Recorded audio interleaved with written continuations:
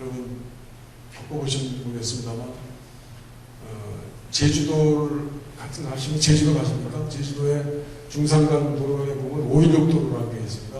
지금은 그 516 그 도로를 보면 나무가 울창이 우거지고 아주 멋있는 데에서 516 도로 보면 참 아름답다 이렇게 생각을 하는데, 그때 그 516 공사를 했던, 도로 공사를 했던 사람들이 바로 전두환 때 삼천교육대 같은, 그러니까 516 되면서 군사 쿠데타를 일으키면서 뭔가 사회 정화운동을 한다라는 명분으로 그냥 사람 때려잡아서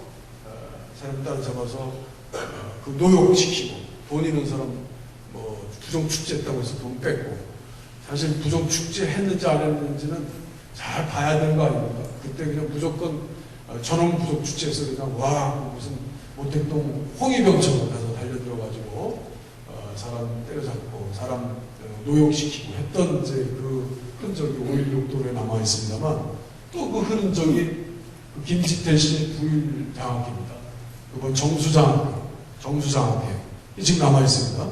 정수장학회는 박정희의 정 그리고 유경수의 수를 해서 이름만 해서 정수장학회.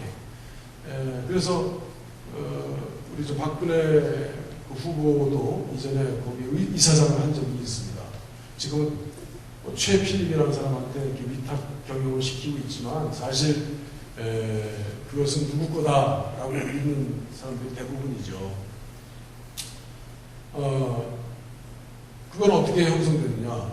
그때 5.16 군사 쿠데타 때 김지태라는 분을 돈이 있는 분이었는데 부일장학회라는 거를 이제 몰수하다 보니까 군검찰에서 이제 형을 때려가지고 그걸 이제 강제로 헌납받으면서 풀어주게 되는 이제 그런 5.16의 잔재입니다. 그때 뭐 제가 볼 때 물론 이제 박정희 5.16 쿠데타의 사령관이니까 나라와 마찬가지였겠죠.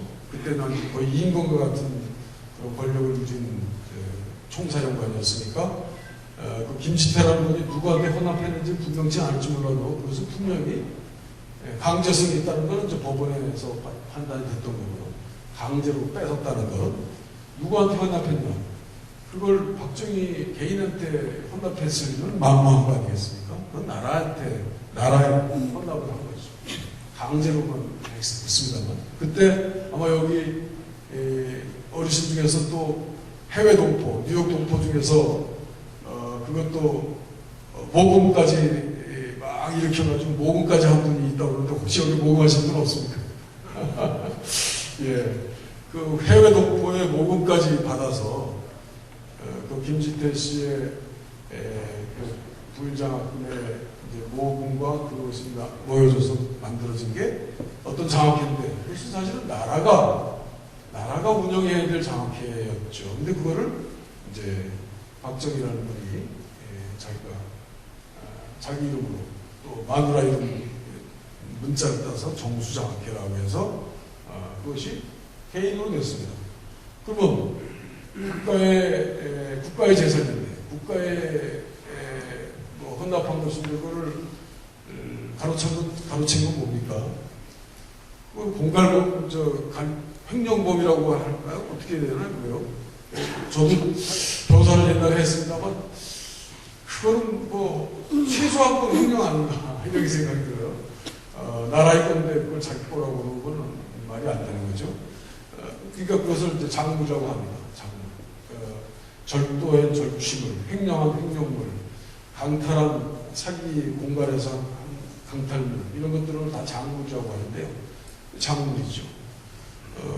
그게 지금 문화방송 MBC의 30% 주주입니다. 그리고 저 부산 인구의 100% 주주가 되어 있습니다. 금전 가치로 따져도 수천억이 넘습니다. 그걸 얼마 전에 잘못한 거 없다. 이거는 역시 자기 거다라는 취지로 이거는 뭐 잘못이 없다라고 한 취지로 지난번에 국민들 깜짝 놀라게 했죠. 그러니까 지금 이게 다 옛날 얘기긴 합니다만, 그러나 서양에서 유럽 같은 데서 아직도 히틀러의 그 학살을 아직 잡지 못한 사람을 잡으러 다니는 그런 이제 국가의 노력이 있는 것처럼 어찌 보면 얼룩진 과거, 잘못된 과거는 분명히 정리하고 깨끗이 하고 넘어가야 미래로 갈 수 있다라는 이제 그런 생각에는 우리 국민들이 동의하는 것 같습니다. 얼마 전에 제가 일본 의원들을 몇 명 만났는데 IP에 대해서 만났습니다. 만나서 일본 수상이 한국의 정신대 요새 위안부 성노예라고까지 하는 그를 부인하는 그런 것은 일본과 한국이 앞으로 미래에 동반 앞으로 좋은 국가로 서로 윈윈하면서 나갈 수 있는 그런 기반을 상실시키는 거다. 어찌 그런 사실이 있는데 그걸 부인하냐. 뭐 증거가 없다고 그래. 아니 지금 멀쩡히 눈뜨고 있는 분들이 있는데 그게 어떻게 증거가 없는 거냐. 서류가 없다고 그래. 넌 뭐 서류 옛날에 서류가 있어야 되는 거냐. 이런 얘기들을 이제 얼마 전에 한 400몇 명의 우리 사회가 전공하는 교수들이 이제 도저히 안 되겠으니까 일본 의원들한테 입법을 청원하는 걸 이제 제가 들고 가서 냈습니다만 뭐 그런 뭐 외국 나라에 한만할 것이 아니고 우리나라 과거의 역사의 경우도 과거의 역사의 경우도 정말 인혁당 사건에서 보면 여러분 다 보셨잖아요. 인혁당 사건은 사과했습니다. 근데 잘 모르고 있더라고요. 박근혜 후보가. 인혁당 사건은 어떤 거냐면요. 지금 서대문 형무소에 가면요. 서대문 형무소가 그래도 없어지지 않아서 관광지가 됐습니다. 서대문에 과거 일제 때 거기서 살해된 사법살인이죠. 다 죽임을 당한 사람들이 거기 많이 있었던 사형장도 있고요. 뭐 유관순 또 뭐 저희 할아버지도 거기 갇혀 있었다는 것도 있고 뭐 이렇습니다. 신척도 있고 뭐 그런데 거기에 사형장을 가보면요. 사형장 안에 나무가 있고 사형장 바깥에 나무가 있어요. 지금 이제 가보면 있습니다. 벽돌, 붉은 벽돌에. 근데 어찌된 일인지 사형장 밖에 있던 나무도 같은 미주나무인데요. 그거는 꽤 크게 이렇게 아주 아름드리로 컸는데 사형장 안에 있는 나무는 사형장 담벼락을 조금 넘을까 말까 정도의 이렇게 가지만 있는 나무가 돼 있어요. 그래서 누군가 그러더라고요. 저건 아마 억울하게 죽은 사람들의 원혼이 저 나무를 잡아당기고 있는 거 아니냐 이렇게 얘기를 할 정도로 좀 이렇게 끔찍한 얘기가 이렇게 보면 그런가 보다라고 할 정도의 그곳이 이후에 항일 시대가 지나서 우리 대한민국 주권이 된 나라에 박정희 때에도 거기가 사형장으로 사용됐는데 그 9명의 인혁당 9명을 거기서 죽였습니다. 근데 이번에 무죄가 됐어요. 9명 다 죽여버렸는데 그게 이번 대법원에서 무죄가 됐어요. 재심이 돼가지고 그거는 조작 사건이 됐어요. 그래서 그때 어떻게 죽였느냐? 고등법원의 군법회의, 박정희 때입니다. 군법회의 때 사형 선고를 내렸는데 대법원은 이제 우리나라 헌법을 보면요, 대법원은 군법이 아닙니다. 개헌 때도 군법 일반 민간 법정에서 하도록 되어 있는 게 대법원이죠. 대법원의 판결 나기 전에 이미 사형을 집행을 이미 결정을 합니다. 그래서 그 프린팅을 보면요, 그거는 누가 봐도 최고 권력자. 그때 최고 권력자는 박정희입니다. 박정희 씨가 사형 집행을 지시한 것으로 보이는 아주 쭉 되는 문서들이 있습니다. 그래서 그날 대법원에서 항소기각, 말하자면 사형 선고를 확정하는 날, 그날 10시에 선고하고 2시에 그 사형장에 들어가서 죽었습니다. 지금 김영삼 마지막 대통령 때 사형 집행한 이후에 김대중, 노무현, 이명박 때까지 지금 사형수가 지금 쭉 있는데 아직 집행 안 하고 있습니다. 사실상 지금 이제 우리나라도 사형 제도가 이제 없어져야 되는 거 아니냐라는 견해들이 많아지고 있는데 아직도 그러나 흉악범들이 너무 많고 해서 그 점에 관해서 좀 견해가 왔다 갔다 합니다만 그때 당시에 9명의 인혁당, 그 인혁당도요. 우리 당에 지금 유이태 의원 아시죠? 유인태 의원이 눈물 흘리면서 그 증언을 하셨어요. 어제 며칠 전에, 얼마 전에. 그 유인태 의원의 그 사주를 했다고 하는 인혁당 여모라고 하는 분인데요. 그분이 그걸로 근거로 해가지고 이제 간첩이 돼서 이제 뭐 돈을 얼마 줬다 뭐 이런 건데요.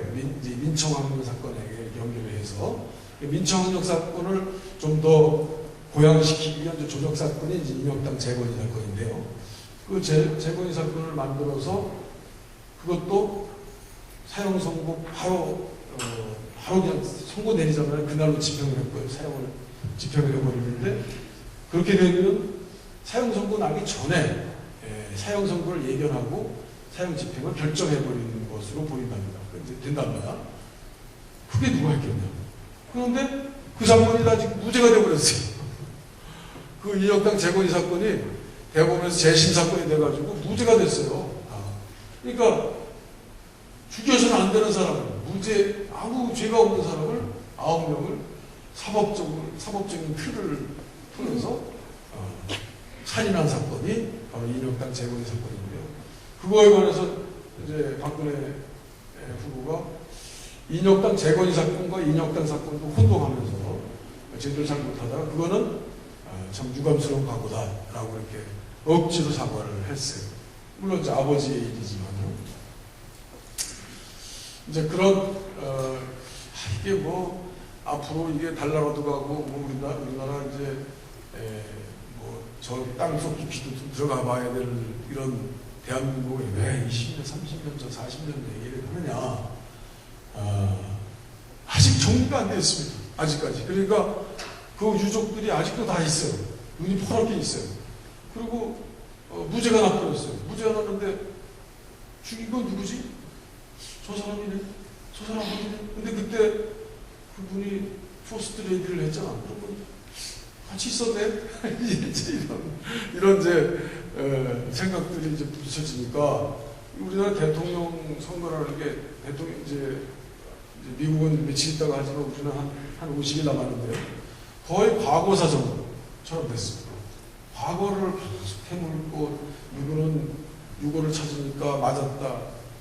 이거 타살이다. 근데 불과 몇십 년 전 얘기입니다.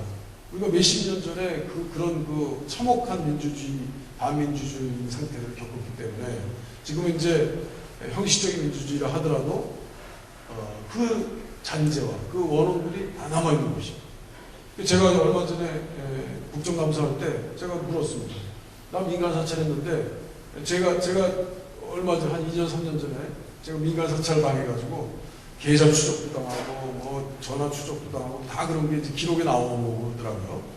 아니 어떻게 영장도 없이 너희들 지금 이명박 정부에서 그 국무총리실에 어떤 무슨 유령 조직을 하나 만들어가지고 유령 조직이 아닙니다. 무슨 공직유지관실인가 뭐 그런 거 만들어서 민간들을 다 사찰했습니다. 근데 저도 사찰 다 민주당 의원들 중에도 한 7, 8명 있던데 아직 밝혀지진 않았지만 그 7, 8명 명단에 제가 있더라고요. 그래서 어떻게 된 거냐 그랬더니 제가 검찰 가서 너희들 조사받은 거 내놔.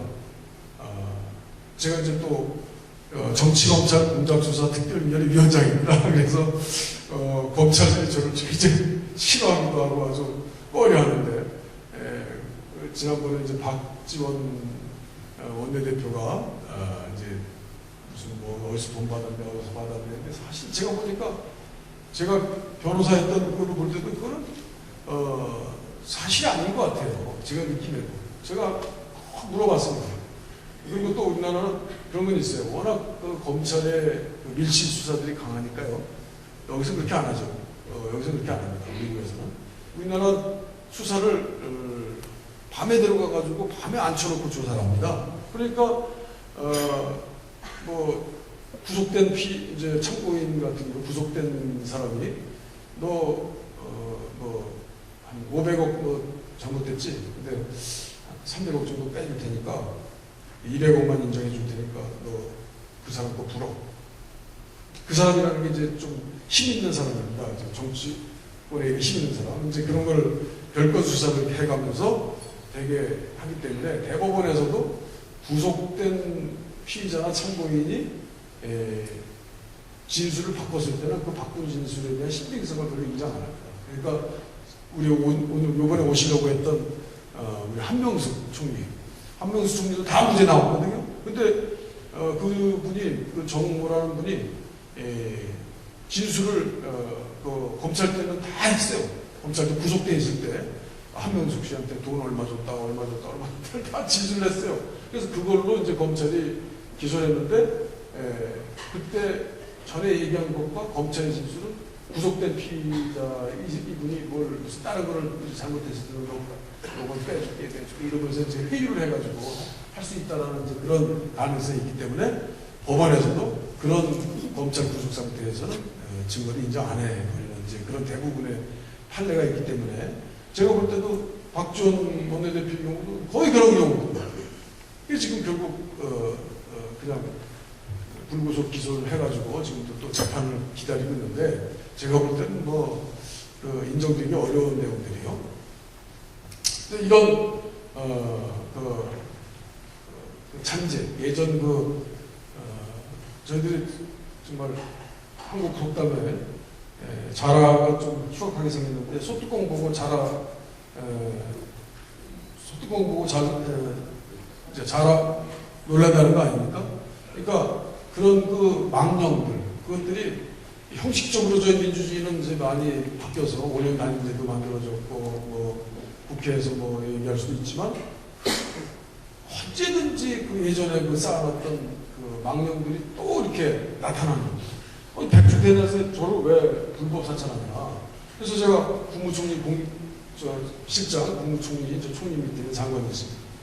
아니 내 자료 빨리 내놔요. 이제 저는 국정감사 때 이제 제가 감사하면서 그거 당연히 있을 거 아니에요. 장관이 내 자료 빨리 내놔. 그 어떤 무슨 사찰했어? 무슨 사찰? 쩔쩔매는 겁니다. 지금은 없습니다. 그 사료를 저도 본 적이 없습니다. 이미 그때 다 제가 알기로는 사찰했던 자료들은 다 그 자리에서 다 폐기했는 걸로 알고 있습니다. 그걸 언제 어떻게 믿습니까? 이게 정부 공문서들이 다 쭉 1년 번호가 되어 있는 그 서류들을 어떻게 며칠 안 됐는데 그걸 다 폐기해버렸다고 하면 우리가 어떻게 믿습니까? 그래서 이제 민주당에서 그 국정조사 하자고 그러는데도 받아들이지 않고 지금 이렇게 질질 끌고 있어요. 근데 제가 또 사실 당사자인데 제가 불법 사찰당한 당사자이기 때문에 막 내놓으라고 이제 뭐 그러고 있죠. 쩔쩔매죠. 말이 안 되니까. 뭐 이런 정부들이 그때 연원 그 참혹했던 그 시절. 사실 저도 박정희 때 긴급조치 시절에 감옥까지는 안 갔습니다만 이제 도망다니고 또 여러 가지 긴급조치 피해자들이 지금 대부분 민주당의 국회의원으로 심지어는 한나라당에도 좀 있습니다. 민주당 지난번 우리 예산 결선 같이 했던 그 한나라당의 간사 박계동 의원 같은 경우도 그 긴급조치 피해자로 도망다니고 그랬던 사람이에요. 민주당은 즐겨합니다.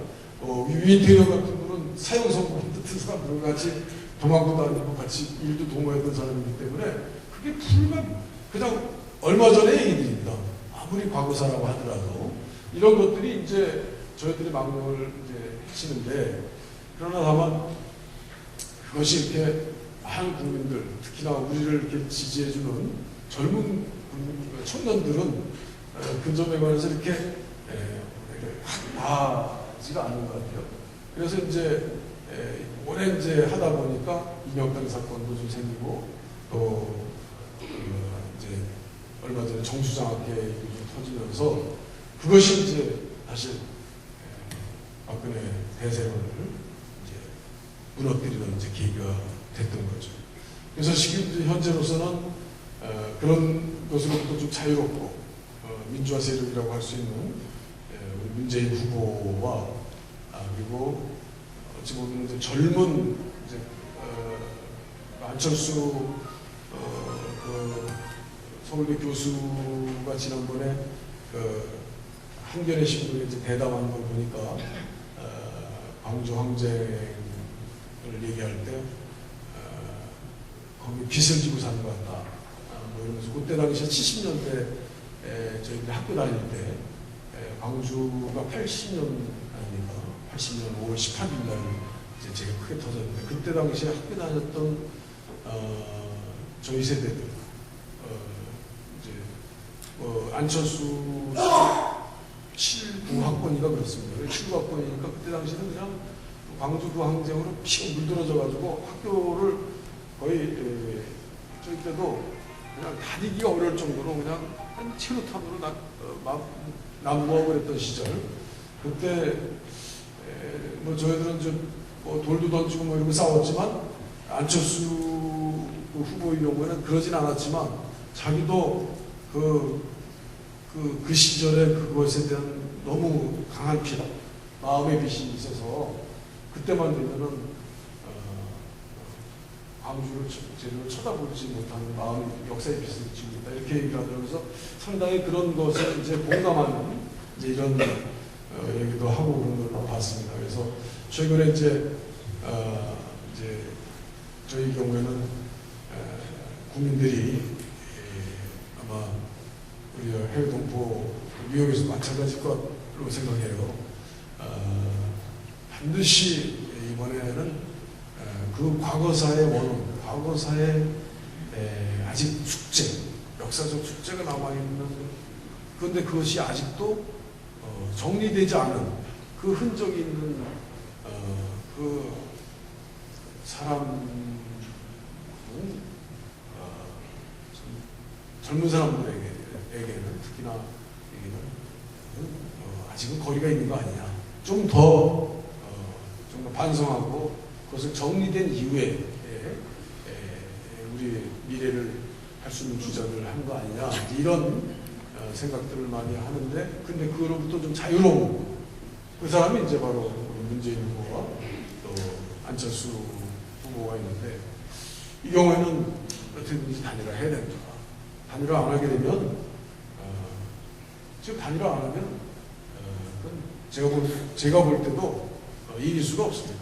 그러니까 지금 메이저 세 후보에 대략적으로 이제 새누리당 후보 한 분, 그다음에 민주당 후보고 이제 무소속이지만 그 두 분은 같은 이제 야권 후보로 이렇게 판단이 되고 있는 상황에서 야권이 갈라지고 있는 거거든요. 물론 이제 대세로는 깨졌지만 단일화함으로써 확실한 승리 기틀을 만들어야겠다. 이런 의견들이 좀 많습니다. 그래서 이제 제가 끝으로 좀 얘기가 너무 길어졌죠. 너무 많이 길어지셨습니다. 식사 너무